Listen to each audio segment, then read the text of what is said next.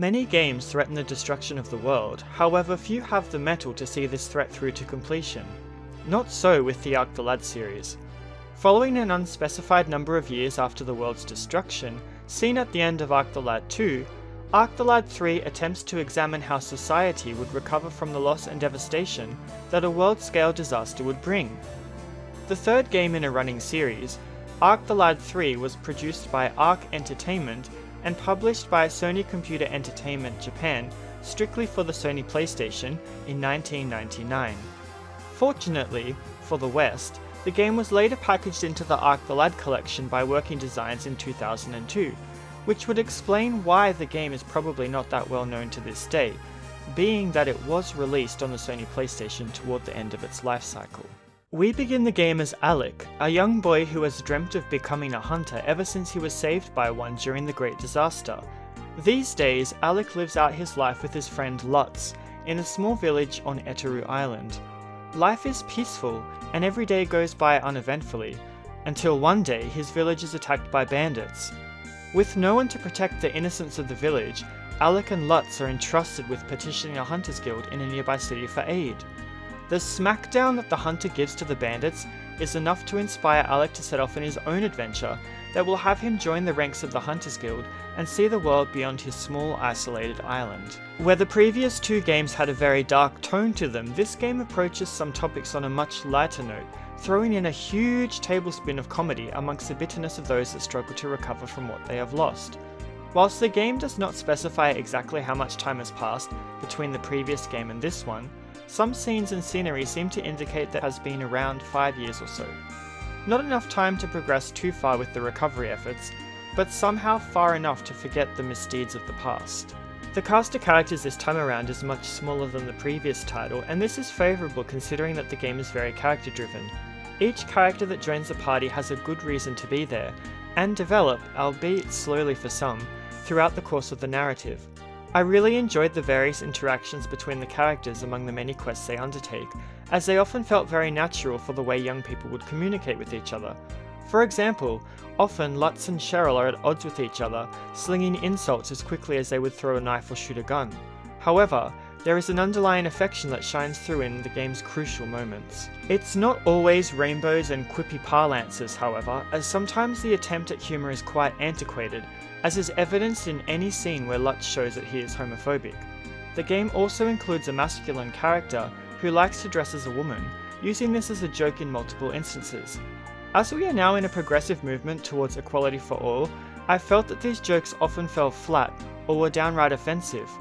I understand that in the 90s this was considered acceptable, but should it have been? In order to progress the game, Alec and his companions are required to take on missions from the Hunters Guilds located across the world.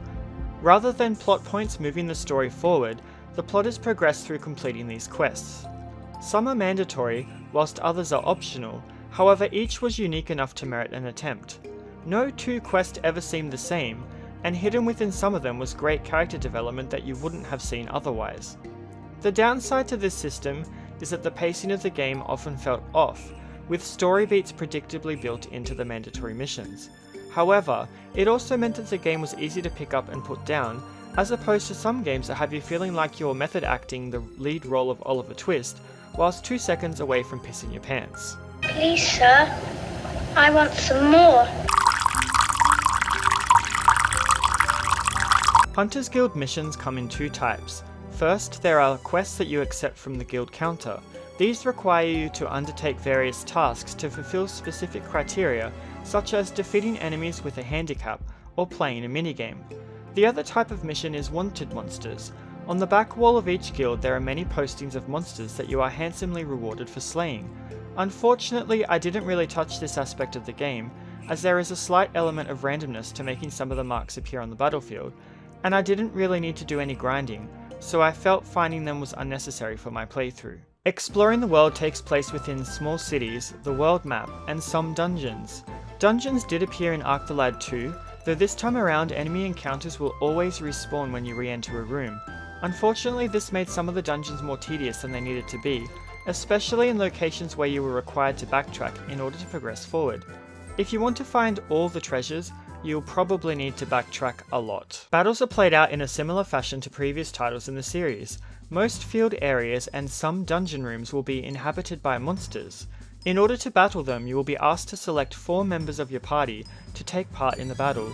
Some encounters will give you a quick panning view of the enemies you will face before you can choose your characters, though some don't. There really isn't any consistency here.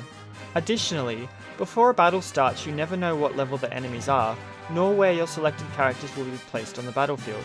This sometimes results in a faster enemy getting a cheap pot shot on your weaker characters before they even have the chance to move. A quality of life adjustment that does exist is that you can now cast abilities directly on the ground, rather than having to center them on a character or monster. This meant that I was able to better strategize to get as many enemies or allies into a spell's radius as possible.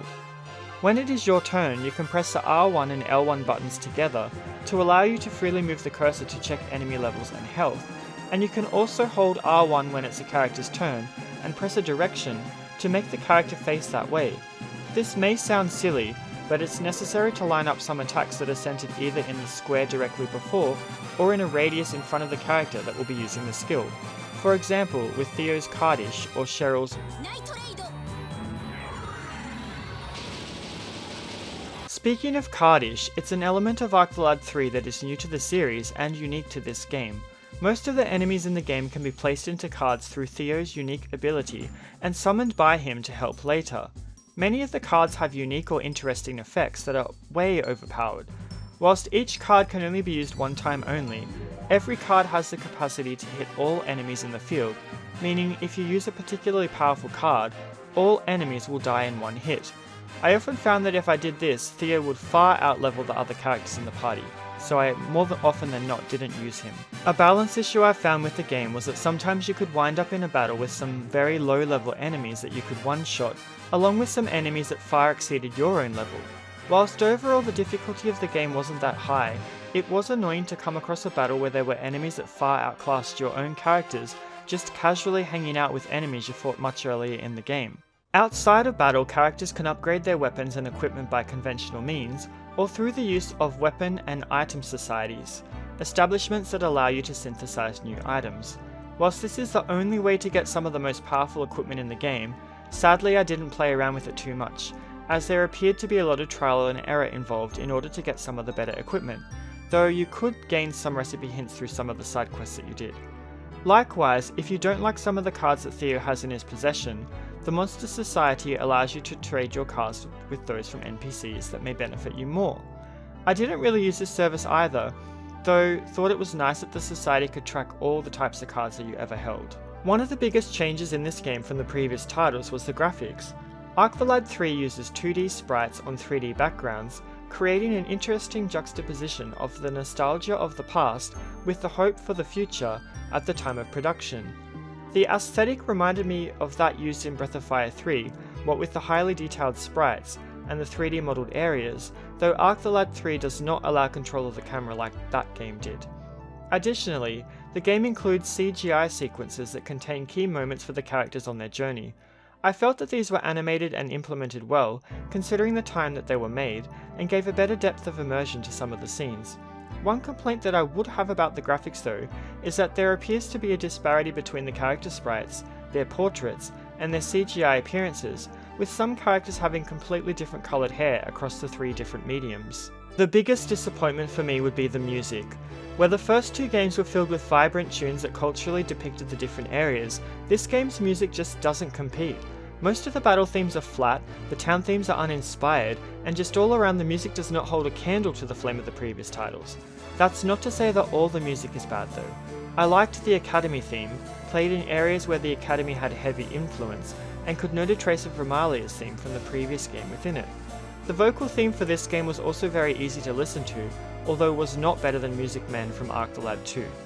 Within battles, the voice acting on the characters was just as good as the rest of the series, and I was happy that the Japanese voices were kept when working designs did their localization. Arc the Lad 3 is more a coming-of-age story for new characters, whilst those classic ones we know and love took the back seat. The game's pacing was not as streamlined as the other 2 games, but characters were kept fresh with their natural interactions with each other. Whilst the music didn't impress me this time around, the voice acting was enough to give the game its signature charm. If you enjoyed the previous two games, then I would definitely recommend you pick this one up so that you can see the progression of the storyline. However, if you are looking to use this game as a starting point of the series, I would have to advise that you look somewhere else for your pleasure. By the way, the Arc the Lad series typically happens to contain a narrative within the same world across all titles, whereas Final Fantasy tends to have each narrative as its own tale. Which do you prefer and why? Let me know in the comments! If you enjoyed this video, please don't forget to leave a like and subscribe, as it will help inspire me to make more videos in the future. As always, thanks for watching, and I'll see you again next time. And in that place, tears will fade with just a glance.